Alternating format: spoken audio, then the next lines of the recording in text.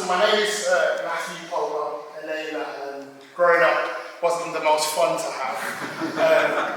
But now I embrace it wholeheartedly and love everything about it. So in 2020, I started a company called the Wethnk Group, and it's all about the village approach. And the village approach argues and suggests that there are too many ways for our children to be forgotten or unseen, simply because we have so many different people working with them, but we don't work together. So that means that what we have is we have a number of children who are going through different organisations and different pathways and different spaces, and for whatever reason we have amazing practitioners who work with them, but these practitioners don't know each other, they don't speak to one another, they don't work together, and therefore we have a lot of young people who are either confused or being underserved. So I started my journey coaching a football team in 2009, much to my wife's dismay. I decided to coach football in the local community, and I took 11-year-olds. I had 23 11-year-olds. 23 11-year-olds over 8 years became 272 children that I engaged every week, 3 times a week, sometimes 4 times a week, depending on my holidays, where I started talking to them about mentoring and growing and doing all these different things through the game. The game was a vehicle, that's all it was. Whether they won or lose, it was about getting them onto the pitch, getting them somewhere into a safe space, and we worked through the game. I then moved on after that into residential care. This is after I finished my degree in criminology, which, by the way, absolutely changed my life, because before that, people would never have imagined who I was before going to university until after university. I put it to like this: when you watch programs on TV like Top Boy or all of these different programs that people watch and love, you know, I grew up in an area where people really lived that way, where we saw all the things that you see on TV. So going to university and having an opportunity to change the way that I think, it gave me a whole different understanding. And then we moved on to my first school, where I was taken on to do inclusion. Inclusion meant not the SEN side, but how we work with young people to keep them in school. And my only mandate was to make sure that we got as many young people to stay in school and not be excluded from school as possible. And I did so successfully that someone crazily managed to give me an opportunity to become a pastoral manager shortly after, where they gave me the opportunity to look after up to 300 young people every single day. And to this day, I still don't know how I managed to be given the opportunity to have that much responsibility, but I'm so grateful that I was. And then we travelled on to my new position at another school in Birmingham. And then in 2020, I founded the Wethnk Group. And as we all know, in 2020, we entered into the pandemic, where so many of our children were at home. So many of our children had began to realise that maybe even the home that they thought they knew wasn't the home that really existed. Some of the parents realised they didn't really know their children as well as they did. And then we had the children who realised after COVID, maybe we don't have to go to school anymore because we can do all of our learning from home. And that built so many different anxieties and pressures for young people growing up, because they didn't want to re-enter back into the school building. And even when we did go back into the school building, the unfortunate truth is that so many of our children were disengaged, that it created so many other problems with education, because they weren't learning at the same rates that we were learning before. The government had mandated that we stopped all of the formal examinations, so we were basically just guessing what children were going to achieve at GCSE, which didn't help, because then we had children who had to go back to the regular marking scheme 2 years later. And then the government complained that our children were not achieving at the same rate as they were before COVID, and it led to so many different problems with our academic achievement and the development of our young people. So, Wethnk was all about me creating a platform so we can celebrate young people and support young people, but keep our young people at the centre of everything.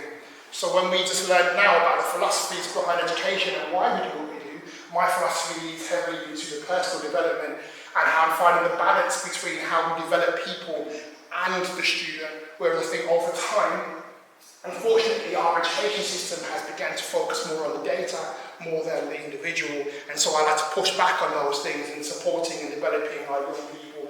So my presentation to you all is about the holistic approach to secondary education, pastoral intervention. Pastoral policies refer to the use of both generic and bespoke people-focused strategies that, when applied, further teach and support human being engaged. The strategies encourage growth, understanding, and resilience, and when undertaken with care and integrity, will facilitate safe and inviting environments that nurture children and young people and promote happiness. Most importantly, produce a variety of outcomes. So what does pastoral intervention include? In schools at the moment, these are the primary things that we have to cover in regards to pastoral care, attendance, behaviour, academic achievement, safeguarding, community relationships, multi-agency working in relationships, positive engagement strategies, flexible working patterns, and the ever-changing governmental and local authority expectations.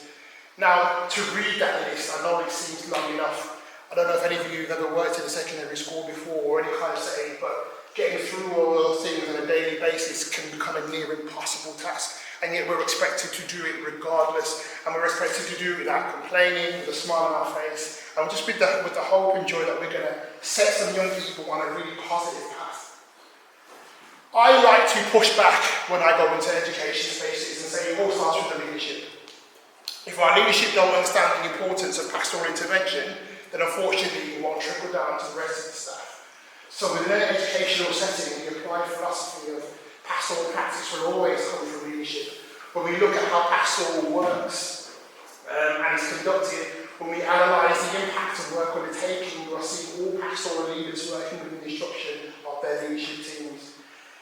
So for schools to truly provide a consistently high standard of pastoral practice, leadership needs to create a clear ethos for what they want, and they must have a true understanding and appreciation for just how important pastoral intervention is, because without clear leadership you are failing your students before the work begins. So for those of you who are interested in pastoral leadership, for those of you who want to understand about finding the balance between education and pastoral practice, look no further than your leaders, and if you're leaders, then understand that people are looking to you for the example of how to undertake this work.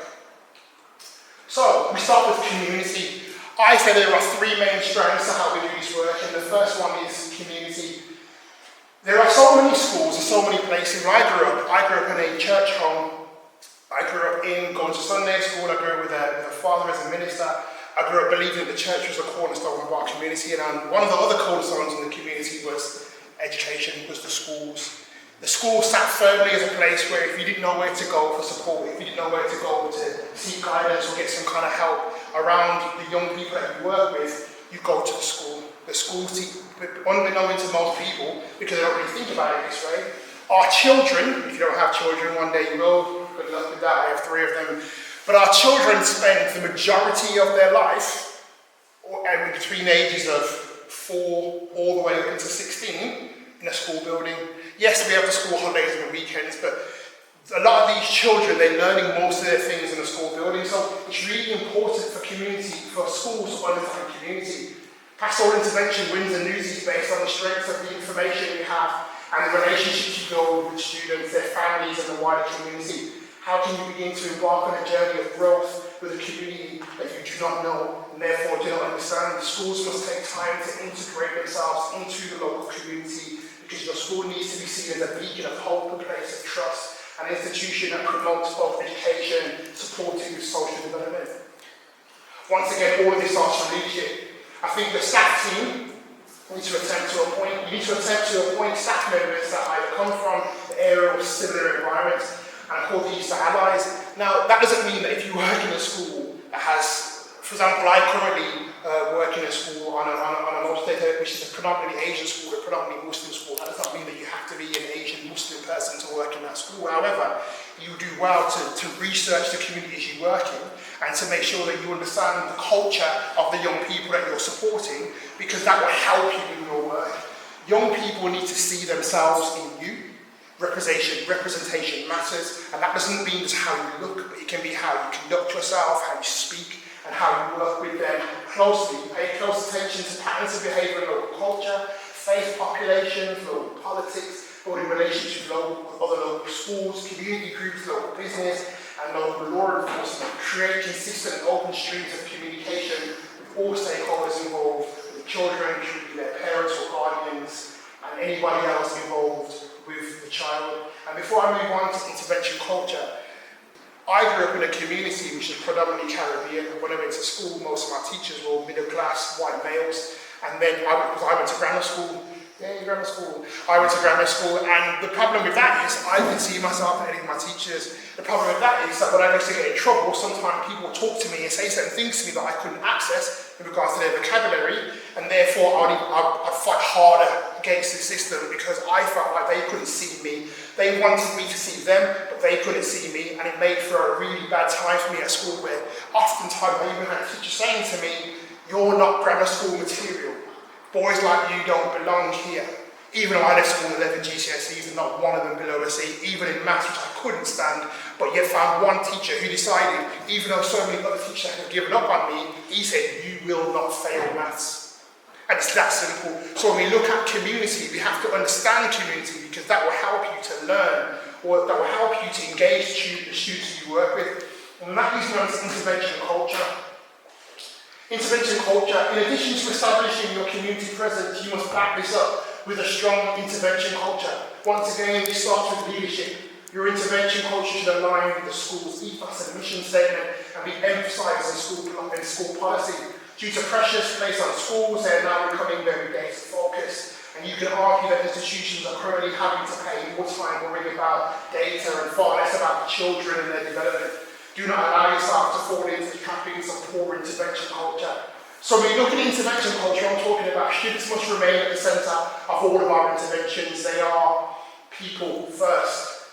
It was mentioned to us when we looked at the philosophy of education about the fact that some people lean heavier into the idea of building strong, determined, disciplined people. I want to find a balance between how can we get education and how can we have strong, disciplined people. I am a strong believer in education, so even though I kind of sometimes sound like I don't, I believe in it. I know that for where I came from how I've grown up, and from what my parents also promoted in my household, education was going to be one of the quickest and most strongest and affluent ways to get from A to B, so I do believe in it. My dad, however, was also a big advocate of making sure I was going to be a good man. And I think for a while now, especially since COVID, from what I've seen when I've travelled across the country, we are a country that are quite focused on making sure that every single year we're able to stand out on GCSE results day and have all of our children waving their envelopes in the air and how proud they are, and we should celebrate their achievements. But some children won't get the opportunity to wave these envelopes in the air and cry on the news and be happy about all they've achieved, but they still can be solid individuals who can go into the world and do amazing things, and we have to make sure that we are promoting that to all of our young people. Create a general schema of practice that you will apply across the school setting. Pastoral leaders must work together. Do not set unsustainable precedents. Whenever an intervention is put in place, all steps must be outlined to the students. There should be no surprises. Be adaptable, be understanding, be proactive and reactive intervention. At times you will need to be separate. You can separate the student and their behaviour. Ensure that the students feel that they are part of the intervention. Pick your battles wisely, document everything, follow through and everything you offer. Be prepared to be wrong, and all members of staff are responsible for the pastoral engagement of our students. I think sometimes in education we all have roles, and I think everyone likes to try and know that's not what I do. That's their pastoral leader, that's their head of department. The same thing with safeguarding, when we're told all the time that safeguarding is everybody's responsibility, so is pastoral intervention and how we speak to and how we work with our children, because one member of staff can ruin an experience of education for everybody else. One member of staff says one wrong thing to a child, the child takes it to their next lesson to another member of staff who did nothing wrong, but still sees all members of staff exactly the same. So we have to be careful when we are undertaking our intervention culture. Family inclusion. Family is something that is becoming quite lost in our communities. Families are changing, families look different now. We have to understand that we're not going to have the family that comes from the mom, dad, home. It could be single parent households, it could be same-sex households. There are so many different reasons why the families look very different now. And I think we have to understand the power of the family. When looking at a holistic approach to pastoral intervention, it's essential that you build strong lines of communication with the families of the students you're working with, to intervene with purpose and direction. All stakeholders with students' lives must be working on one accord. Sometimes this is a simple task, as most families are happy to work with schools to support their children, but unfortunately there may be some that do not wish to work with them, but that shouldn't stop you from trying.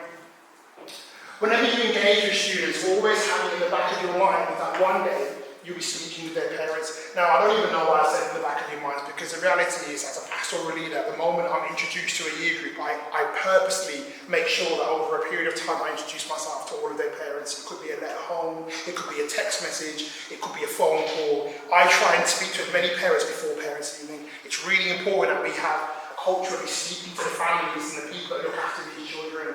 Maintain a consistent character, slowly begin introducing yourself to the families and the students, make it clear to both the students and their families that you are approachable, here to serve, and would like consistent lines of communication. Initial engagement with parents should always be positive and generate multiple avenues of communication, locating your best point of contact.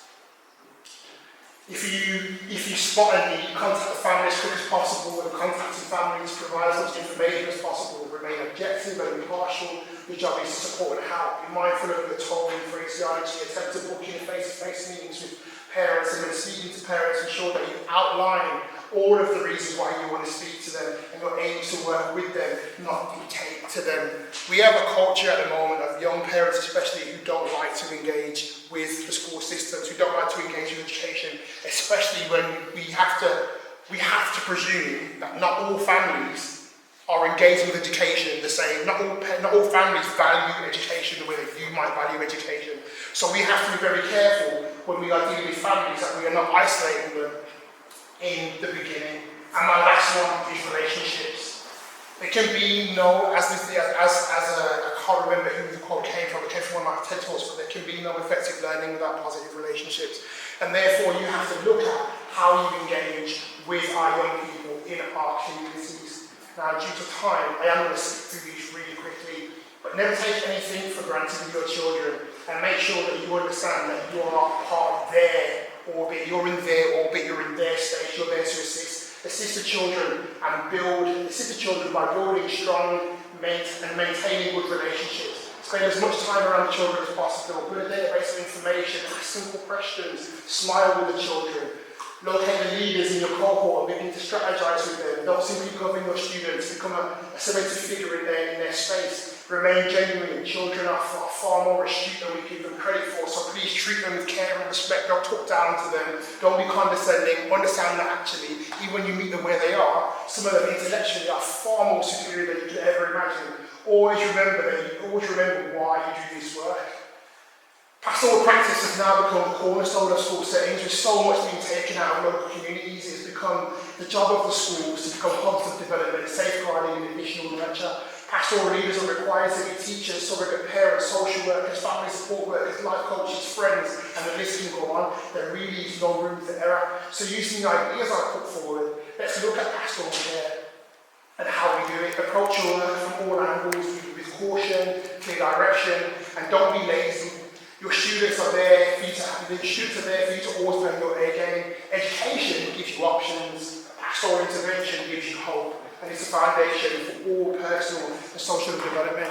So my argument to you all, and my challenge to you all today, is how much do you put into how you engage the young people in your spaces? How much do you put into the care and the diligence to not only create great students, but also strong, resilient, disciplined individuals? I want a balance of both, but I'll be honest with you, if my children could never achieve the greatest GCSE results ever to go on to do A-levels, so on and so forth, if my children leave my educational spaces feeling confident about how they can battle life, are they rational thinkers? Can they think critically? Can they make smart choices for themselves? Do they know how to look after themselves, care for others, treat others with respect?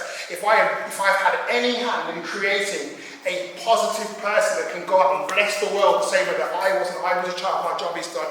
Do I wish them to get great GCSEs? Of course I do. Do I want them to all have great pieces of paper that tell the world how smart and intelligent they can be? Of course I do. But I also want them to be individuals that can survive in this world and then teach others to do exactly the same.